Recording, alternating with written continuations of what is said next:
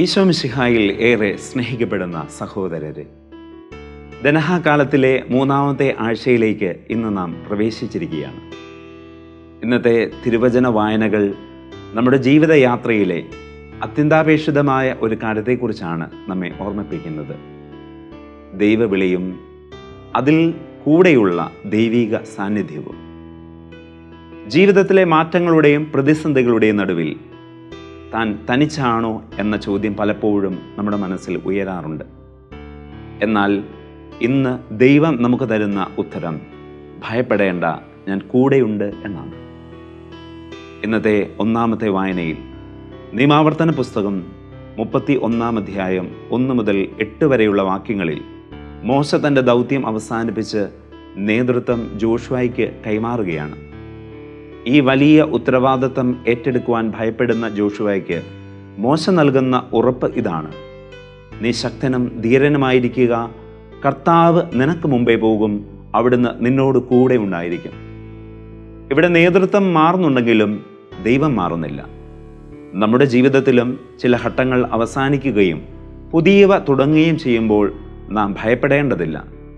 പുതിയ ഉത്തരവാദിത്തങ്ങൾ വരുമ്പോഴോ പഴയത് മാഞ്ഞു പോകുമ്പോഴോ നാം പതറേണ്ടതില്ല. കാരണം ദൈവം നമുക്ക് മുൻപേ പോകുന്നു. നമ്മൾ ചെല്ലുന്നിടത്തേക്ക് നമുക്ക് മുൻപേ ദൈവം എത്തിയിട്ടുണ്ടാകും. യെശയ്യാ പ്രവാചകനിലൂടെ 41 അധ്യായം 8 മുതൽ 16 വരെയുള്ള വാക്യങ്ങളിൽ ദൈവം ഇസ്രായേലിനോട് പറയുന്നു: നീ എൻ്റെ ദാസനാണ്, ഞാൻ നിന്നെ തിരഞ്ഞെടുത്തു. പ്രതിസന്ധികൾ വരുമ്പോൾ തളർന്നു പോകുന്ന മനുഷ്യന് ദൈവം നൽകുന്ന ഏറ്റവും വലിയ വാഗ്ദാനം ഞാൻ നിന്റെ വലതുകരം പിടിച്ചിരിക്കുന്നു എന്നതാണ്. ഒരു കുട്ടി അച്ഛൻ്റെയോ അമ്മയുടെയോ കൈപിടിച്ച് നടക്കുമ്പോൾ അനുഭവിക്കുന്ന സുരക്ഷിത ബോധം നമുക്കുണ്ടാകണം. കർത്താവിൻ്റെ ശക്തിയാണ് നമ്മുടെ ബലം എന്ന ബോധ്യം. വിശുദ്ധ പൗലോസ് ഫിലിപ്പിയർക്ക് എഴുതിയ ലേഖനം 3 അധ്യായം 4 മുതൽ 16 വരെയുള്ള വാക്യങ്ങളിൽ ദൈവത്താൽ വിളിക്കപ്പെട്ടവർ ലക്ഷ്യം വെക്കേണ്ടത് എന്തിലാണ് എന്ന് സ്ലീഹ ഓർമ്മപ്പെടുത്തുന്നു. മിശിഹായെ പ്രതി തൻ്റെ പഴയ നേട്ടങ്ങളെല്ലാം ഉച്ഛിഷ്ടം പോലെ കരുതുന്നുവെന്നാണ് വിശുദ്ധ പൗലോസ് അപ്പോസ്തലൻ പറയുന്നത്. ക്രിസ്തുവിനെ അറിയുക, അവനോട് ചേർന്ന് നിൽക്കുക എന്ന ഉന്നതമായ ലക്ഷ്യത്തിനു വേണ്ടി അവൻ എല്ലാം ഉപേക്ഷിച്ചു. നമ്മുടെ വിളി എന്താണെന്ന് തിരിച്ചറിഞ്ഞാൽ ലോകസുഖങ്ങൾ നമുക്ക് 2ാം തരമായി മാറും. ദൈവം കൂടെയുണ്ടെന്ന ബോധ്യം വരുമ്പോൾ ലോകത്തിൻ്റെ അംഗീകാരങ്ങൾ നമുക്ക് നിസ്സാരമാകും. മിശിഹായുടെ പരസ്യ ജീവിതത്തിലെ സുപ്രധാന സംഭവമെന്ന നിലയിൽ സ്ലീഹന്മാരുടെ തിരഞ്ഞെടുപ്പ് ദനഹാകാലത്തിലെ പ്രധാനപ്പെട്ട ഒരു ധ്യാന വിഷയമാണ്. ഇന്നത്തെ സുവിശേഷം വിശുദ്ധ മർക്കോസിൻ്റെ സുവിശേഷം 3 അധ്യായം 7 മുതൽ 19 വരെയുള്ള തിരുവചന ഭാഗത്ത് നാം ധ്യാനിക്കുന്നത് ഈ സംഭവമാണ്.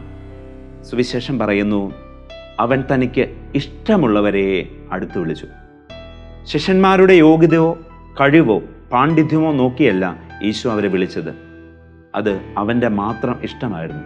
It was his own grace. അവരുടെ കഴിവിലല്ല, വിളിച്ചവൻ്റെ വിശ്വസ്തതയിലാണ് കാര്യം. ഇതുപോലെ നാം ക്രിസ്ത്യാനികളായിരിക്കുന്നത് നമ്മുടെ മേന്മ കൊണ്ടല്ല, മറിച്ച് ദൈവത്തിൻ്റെ കാരുണ്യം കൊണ്ടാണ്. നമ്മുടെ കുറവുകളല്ല, മറിച്ച് ദൈവത്തിൻ്റെ കൃപയാണ് നമ്മെ യോഗ്യരാക്കുന്നത്. ഈ വിളി ഒരു വലിയ ഉത്തരവാദിത്തമാണ്. എന്തിനാണ് യേശു 12 പേരെ തിരഞ്ഞെടുത്ത് അവരെ വിളിച്ചത്? വചനം വ്യക്തമായി പറയുന്നു: അവനോട് കൂടെ ആയിരിക്കുവാനും പ്രസംഗിക്കുവാൻ അയക്കപ്പെടുവാനും. ഒന്നാമതായി അവനോടൊപ്പമായിരിക്കുവാൻ. ശിഷ്യത്വത്തിൻ്റെ ആദ്യ പടി പ്രവർത്തിക്കുക എന്നതല്ല, മറിച്ച് കൂടെയായിരിക്കുക, ബീയിങ് വിത്ത് ജീസസ് എന്നതാണ്. നാം ഏത് ജീവിതാന്തസ്സിലായിക്കോട്ടെ, ഏത് ശുശ്രൂഷയിലായിക്കോട്ടെ ഏർപ്പെട്ടിരിക്കുന്നത്, ക്രിസ്തുവുമായുള്ള ബന്ധം അതാണ് പരമപ്രധാനം. പ്രാർത്ഥനയിലൂടെയും കൂദാശകളിലൂടെയും ഈശോയുമായി ഒരു വ്യക്തിബന്ധം സ്ഥാപിക്കാത്ത ആർക്കും അവനെ ലോകത്തിന് കൊടുക്കുവാൻ കഴിയുകയില്ല. ഒരു മെഴുകുതിരിക്ക് വെളിച്ചം നൽകണമെങ്കിൽ അത് ആദ്യം തീനാളത്തോട് ചേർന്നിരിക്കണം. അതുപോലെ ക്രിസ്തുവിനെ പ്രഘോഷിക്കണമെങ്കിൽ നാം ക്രിസ്തുവിനോട് ചേർന്നിരിക്കണം. രണ്ടാമതായി അയക്കപ്പെടുവാൻ. കൂടെയിരിക്കൽ മാത്രമല്ല, പുറത്തേക്ക് പോവുക എന്നതും ശിഷ്യത്വത്തിൻ്റെ ഭാഗമാണ്. അപ്പസ്തോലൻ എന്ന വാക്കിൻ്റെ അർത്ഥം തന്നെ അയക്കപ്പെട്ടവൻ എന്നാണ്. മലമുകളിൽ ഈശോയുടെ കൂടെ ആയിരുന്നവർ താഴ്വാരത്തിലേക്ക് ഇറങ്ങി പിശാചുകളെ പുറത്താക്കുവാനും രോഗികളെ സുഖപ്പെടുത്തുവാനും നിയോഗിക്കപ്പെട്ടു. നമ്മുടെ ജീവിതം, പെരുമാറ്റം, കാരുണ്യ പ്രവൃത്തികൾ എന്നിവയിലൂടെ ക്രിസ്തുവിനെ വെളിപ്പെടുത്തുക എന്നതാണ് നമ്മുടെ ദൗത്യം. അതാണ് ദനഹ. സ്നേഹമുള്ളവരെ, ഈ വചനങ്ങളെല്ലാം ചേർത്ത് വയ്ക്കുമ്പോൾ ഇന്ന് നമുക്ക് ലഭിക്കുന്ന 3 പ്രധാന പാഠങ്ങൾ ഇവയാണ്. ഒന്നാമതായി, ദൈവത്തെ മുൻപേ നടത്തുക. നാളെ എന്ത് സംഭവിക്കും എന്നതിനെക്കുറിച്ച് ആകുലപ്പെടേണ്ട. നിങ്ങൾ നാളെ എന്ന ദിവസത്തിലേക്ക് കടക്കുന്നതിന് മുൻപേ ദൈവം അവിടെ നിങ്ങൾക്കായി വഴിയൊരുക്കി കാത്തിരിപ്പുണ്ട്. നമ്മുടെ ജോലികളിലും തീരുമാനങ്ങളിലും കർത്താവ് എനിക്ക് മുൻപേ പോകുന്നു എന്ന ബോധ്യം നമുക്ക് വളർത്താം. രണ്ടാമത്തെ പാഠം, ഭയത്തെ വിശ്വാസം കൊണ്ട് നേരിടുക എന്നതാണ്.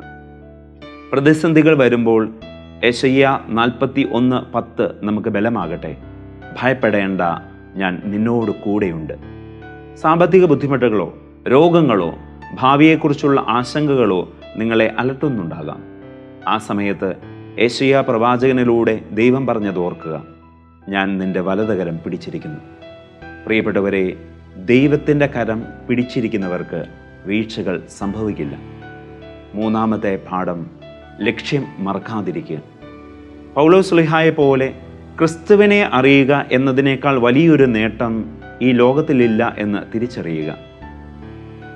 അതിനായി നമുക്ക് ജീവിതത്തിലെ അനാവശ്യമായ കാര്യങ്ങളെ ഉപേക്ഷിക്കുവാൻ നമുക്ക് സാധിക്കണം. നമ്മുടെ ജീവിതത്തിലെ ഓരോ വിളിയിലും ഓരോ മാറ്റത്തിലും ദൈവത്തിൻ്റെ അദൃശ്യമായ കൈകൾ നമ്മെ താങ്ങുന്നുണ്ട്.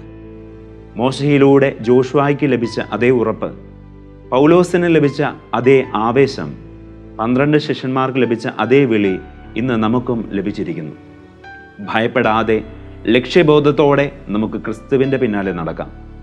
വിശുദ്ധ മദർ തെരേസ പറയുന്നു, നമ്മുടെ പ്രവൃത്തികൾ സ്നേഹത്തിൽ ചാലിച്ചതാകണം.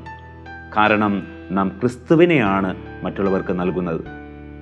ഈശോയോട് കൂടെ ആയിരിക്കുവാനും നമ്മുടെ കുടുംബത്തിലും ജോലിസ്ഥലത്തും സത്യസന്ധതയിലൂടെയും സ്നേഹത്തിലൂടെയും അവനെ ലോകത്തിന് നൽകുവാനും നമുക്ക് സാധിക്കട്ടെ.